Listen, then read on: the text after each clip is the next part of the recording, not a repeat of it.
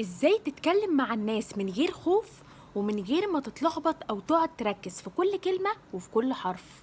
اول خطوة هتعملها عشان ما تتلخبطش وانت بتتكلم وما تقعدش ترتب الكلام انك هتحط في دماغك ان انا بتعامل مع بني ادمين زيهم. يعني في اللي مش واثق من نفسه، وفي اللي شخصيته مهزوزة، وفي اللي ما بيعرفش يتكلم او بيتلخبط وهو بيتكلم، وفي يعني لا انت ملاك ولا هم ملاك.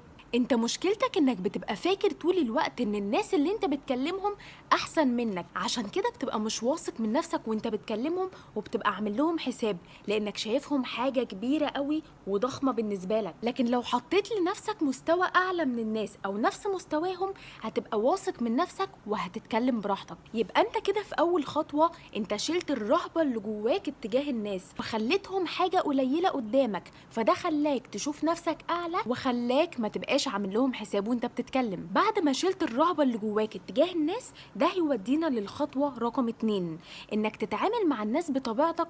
طالما انت ما بقتش خايف تتعامل وما بقتش بتعمل حساب، يبقى ما ترتبش الكلام وتعامل بتلقائية، لان كتر ترتيب الكلام والتركيز فيه بيخليك تتلخبط وبيطلع الكلام وانت مش واثق من نفسك، فبيوصل للشخص ان انت مش واثق من نفسك وانك شخص متصنع، فمش هتبقى مرتاح في التعامل مع الناس. لكن كل ما تتعامل بقلبك وبطبيعتك هتبقى مرتاح اكتر وواثق من نفسك.